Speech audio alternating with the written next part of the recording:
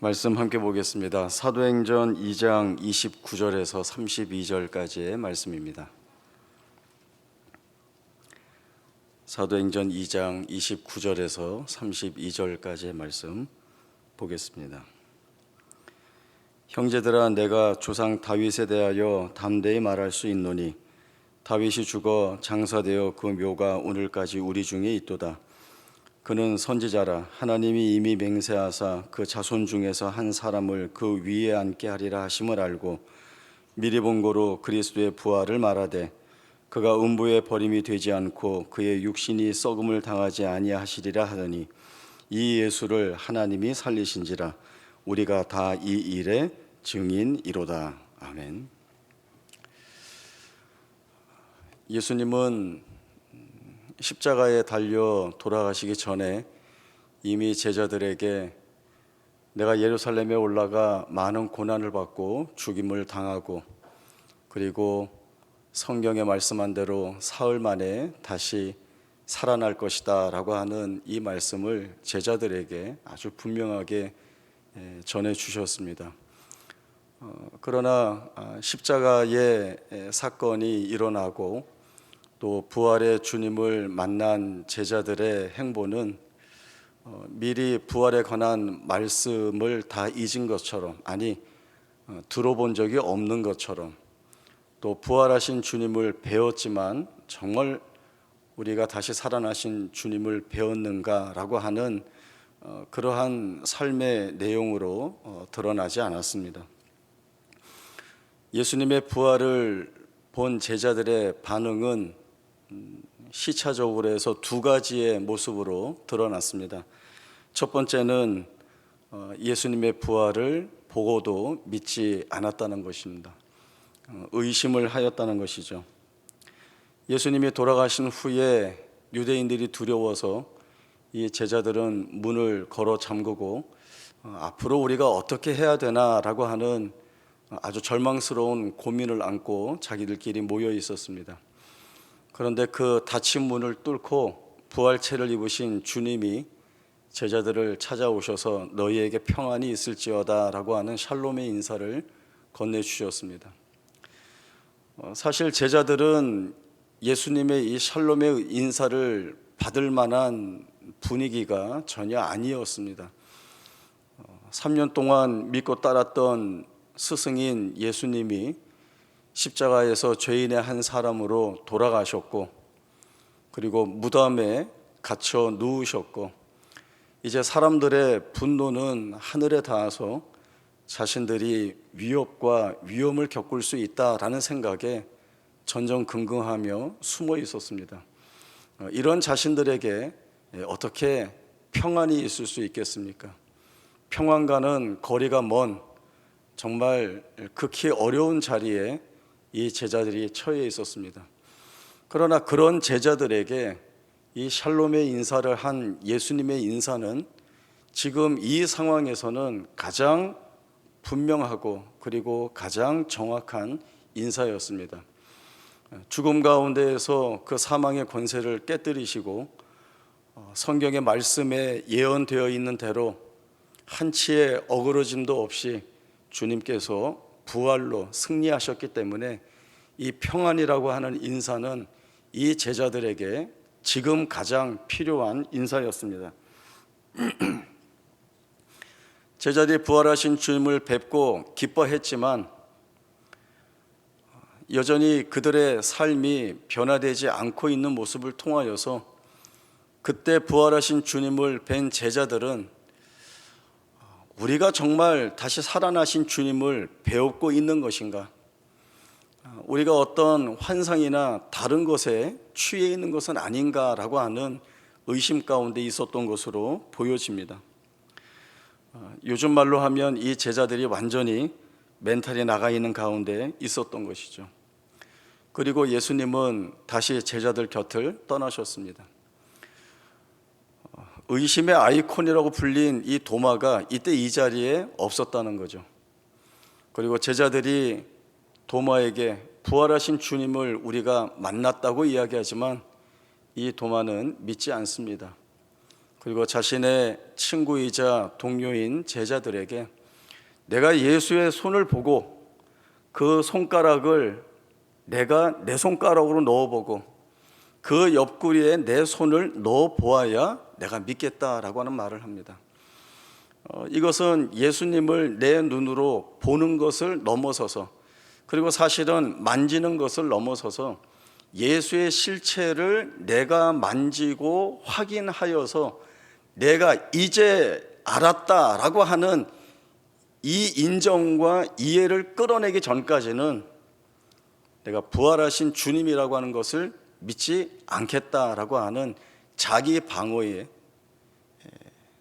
아주 철저한 벽을 치고 있는 모습이었습니다. 요한복음 성경을 보면 이 일이 있은 지 8해가 지난 후에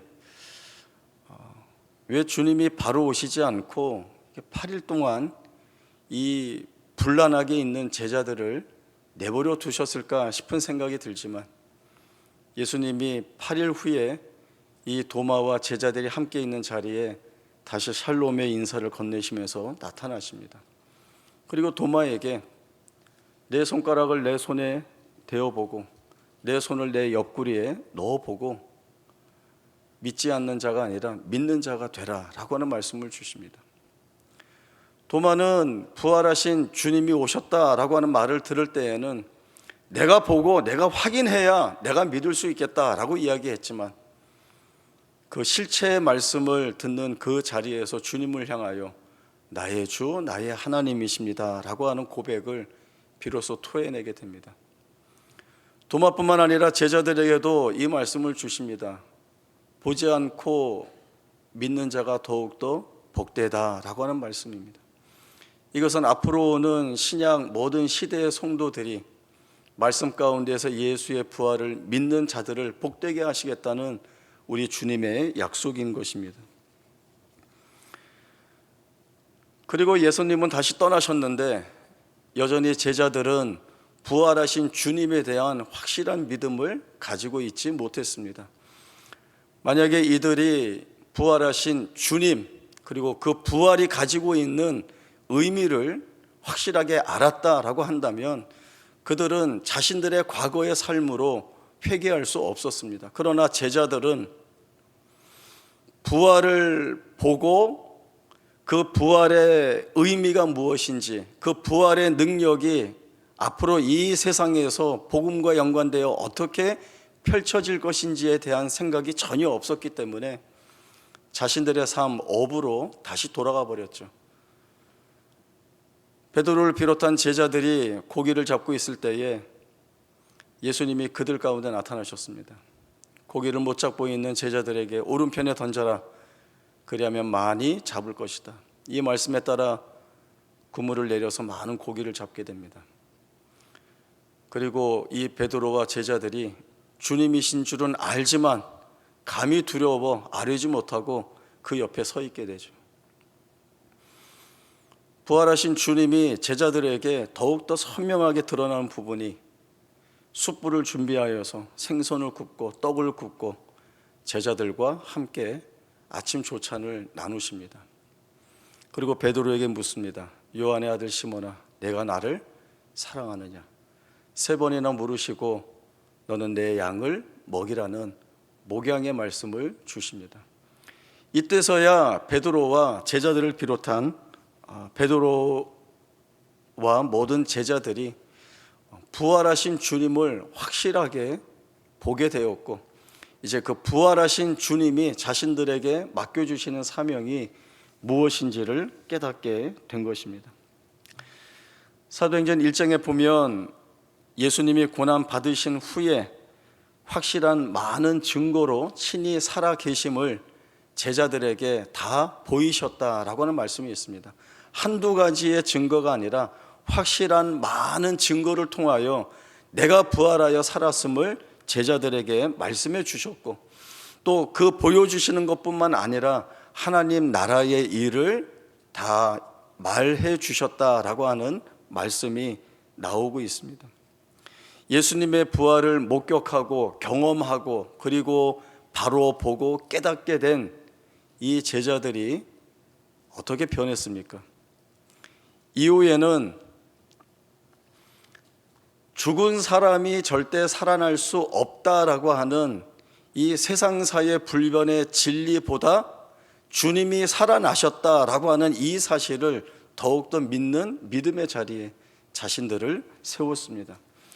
이제 이 제자들에게는 죽으신 예수님이 다시 살아나셨다라고 하는 것은 실제이고 사실이 된 것입니다. 오늘 본문 말씀인 베드로가 오순절 설교 때 다윗의 시편을 인용하면서 다윗이 자신의 주를 온전히 배웠고 예수의 부활을 내다봄으로 미리 알고 있었고, 그리고 이 죽으신 예수를 하나님이 살리셨다라고 하는 이 일에 우리가 증인으로 부름을 받았다라고 하는 이야기를 하고 있습니다. 여기에서뿐만 아니라 이 베드로는 솔로몬 행각에서 설교할 때에도 너희가 거룩하고 의로운 일을 거부하고 죄 있는 사람들의 손에 넘기어 그를 죽였지만 하나님이 그를 죽은 자 가운데서 다시 살리셨으니 우리가 이 일의 증인이다라고 하는 이야기를 멈추지 않고 해내고 있습니다. 우리가 이 일의 증인이다라고 하는 데에는 거짓이 담기지 않은 것이라고 한다면 그가 증언하고 증거하는 모든 것들은 실제이고 사실이고 곧 역사입니다. 예수님의 부활이 전설이나 신화나 아니면 누가 꾸며낸 이야기가 아니라 내가 내 눈으로 보았고 그분의 말씀을 들었고 그분이 하시는 말씀이 무엇인지를 내가 알기에 이 일의 증인의 자리를 내가 자처할 수밖에 없다라고 하는 당당함이 이 제자들에게 있는 것입니다. 바울도 고린도전서 15장 부활장에서 예수님의 부활에 관한 말씀에 대하여 이야기하는데, 부활하신 주님을 누가 보았느냐라는 이 말에 대한 이야기를 나열해 나갑니다. 그리스도께서 우리 죄를 위하여 죽으시고 장사 지낸 바 되었다가 성경대로 다시 사흘 만에 살아나셨는데, 맨 처음 게바에게와 그리고 12 제자에게와 500여 형제에게와 그 후에 야고보에게 그리고 모든 사도에게 그리고 맨 마지막에 만삭되어 나지 못한 나에게도 주님이 나타나 보여주셨다라고 하는 이 증언을 하고 있습니다.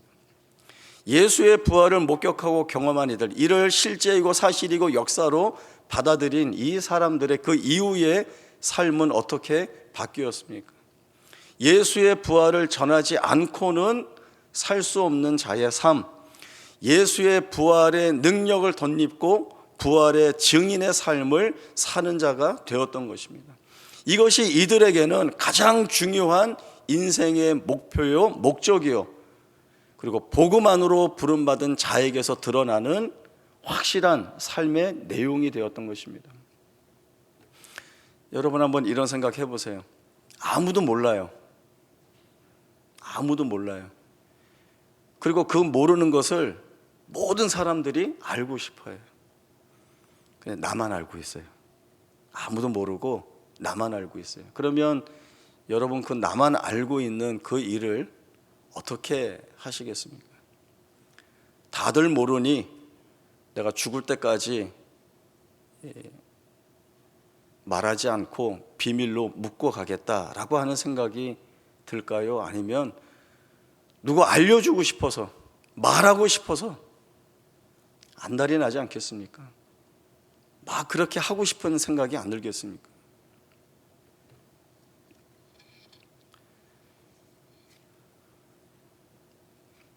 부활하신 주님을 만나고도 그 주님의 부활하심을 믿지 못하고 의심하는 이전의 삶 가운데에서는 이 제자들이 자신들의 삶 안에 확인받고 또 깨달아야 할 내용들이 아무것도 없었습니다. 그들이 볼 수 있는 것은 예수님의 죽음, 저주의 십자가, 무덤이라고 하는 것밖에 없습니다.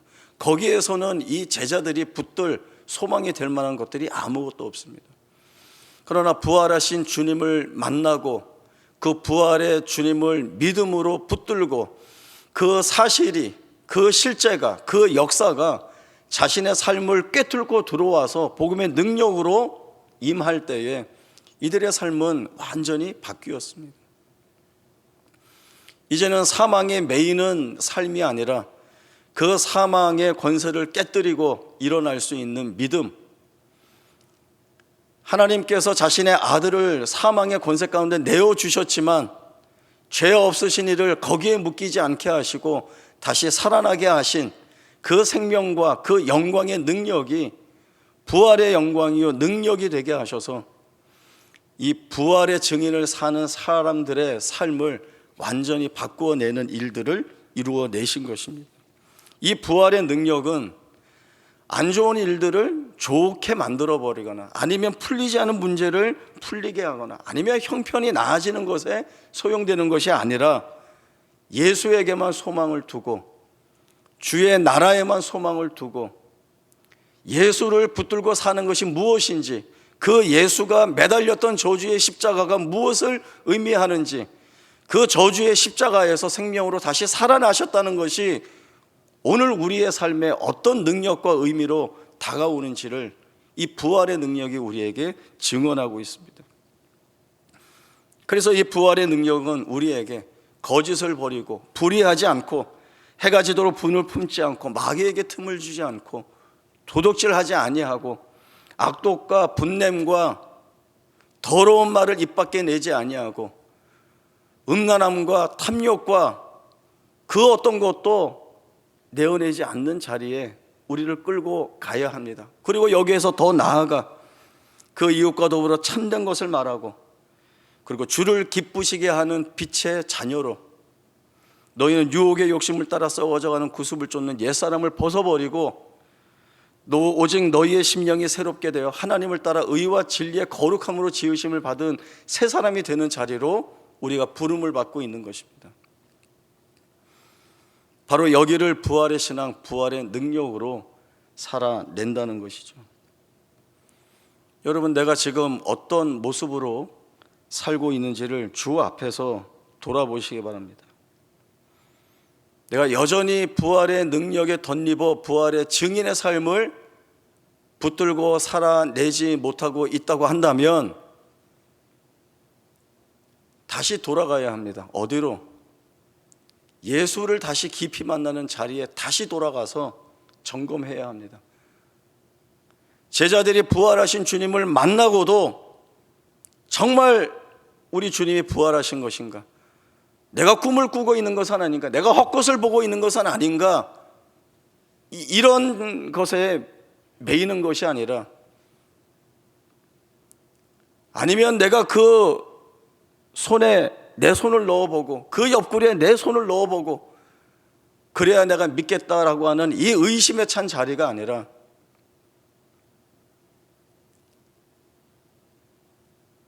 주님을 향하여 나의 주, 나의 하나님이십니다. 사망의 권세를 깨뜨리시고 이기신 그 주님의 실제와 역사가 내 삶을 붙들고 있기에 내가 이 세상에 미혹되거나 시험받지 않고 여기에서 세상의 공중의 권세 잡은 그 사탄의 많은 공격과 위협 속에서도 십자가를 붙들고 그 저주와 죽음의 자리에서 생명과 영광을 만들어내신 그 주님을 의지하여서 내 삶을 부활의 삶으로 바뀌어내시려는 그 하나님의 뜻과 목적에 따라 내가 목숨을 걸고 살겠다라고 하는 이 결단과 다짐이 있어야 하는 것입니다. 그렇지 않으면 여전히 두려워하여 숨어서 지내는 제자들의 모습에 지나지 않게 됩니다.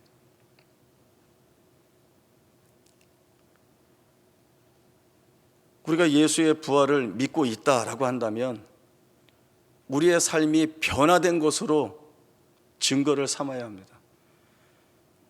그리고 내가 살아내는 내 삶을 통하여서 우리 주님 부활하신 이 일에 내가 증인이다 라고 하는 이 담대한 외침이 있어야 하는 것입니다.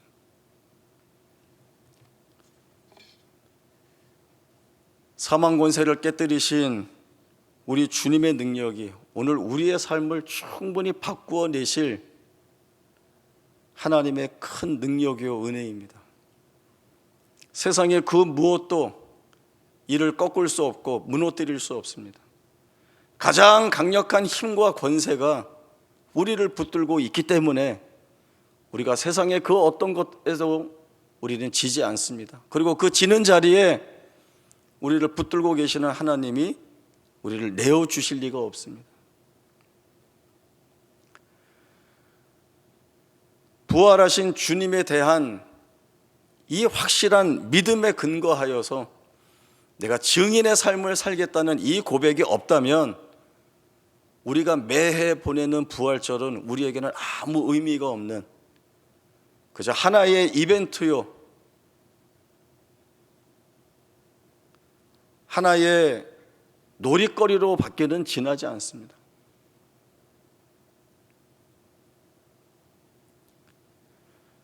우리 주님의 부활을 우리가 너무나도 기뻐하고 감사하는 것은 그 능력을 우리에게 덧입혀 주시겠다는 약속이 있기 때문입니다. 이 약속을 붙들고 사는 이상 우리는 죄에 지지 않습니다. 우리를 묶고 있던 그 저주스러운 운명과 모든 사슬들이 다 깨어집니다. 얼마나 기쁩니까? 그리고 얼마나 감사합니까? 부활의 증인의 삶을 살아내는 것이 이 감사와 이 기쁨 가운데 우리를 안내하고 이끌어냅니다. 우리 모두가 부활의 증인으로서의 삶을 살아내어서 세상에 있는 사람들이 우리를 통하여 예수의 부활이 분명하다, 저 증인들의 삶을 보니 그것이 실제이다 라고 하는 고백을 받아내야 합니다. 그러기 위해서 우리는 애써 부활의 능력을 덧입고 이 증인의 삶을 살아내기 위한 싸움을 처절하게 해 나가야 됩니다. 쉽게 갈 수 없는 길입니다. 내가 이해하고 인정하고 경험한 것을 온전히 내가 납득하고 받아들이는 데에는 그 무엇과도 비교할 수 없는 분명한 믿음의 고백들이 있어야 하는 것입니다. 이 자리로 우리 모두가 함께 나아가야 할 것이고, 이 자리에 함께 섰을 때에야 우리는 이 부활의 증인이 갖는 그 영광의 실체가 무엇인지를 더욱더 풍성하게 깊이 알아가는 자리로 인도받게 될 것입니다. 이 귀한 자리로 함께 나아가면서 우리에게 주어진 이 감사와 영광된 것들을 한 마음으로 찬송하며 나아갈 수 있기를 바랍니다. 기도하겠습니다.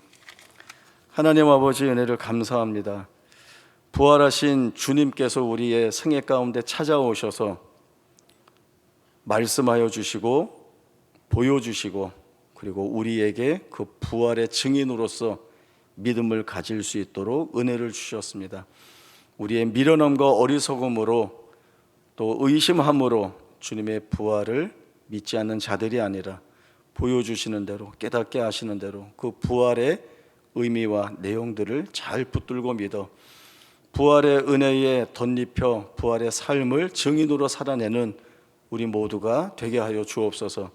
그리하여서 이 부활의 삶의 증인으로서의 기쁨들이 우리의 삶에 채워짐으로 하나님의 영광이 되며 찬송이 되어 주를 기쁘시게 하는 생애를 감사함으로 살아내는 우리 모두가 되게 하여 주옵소서.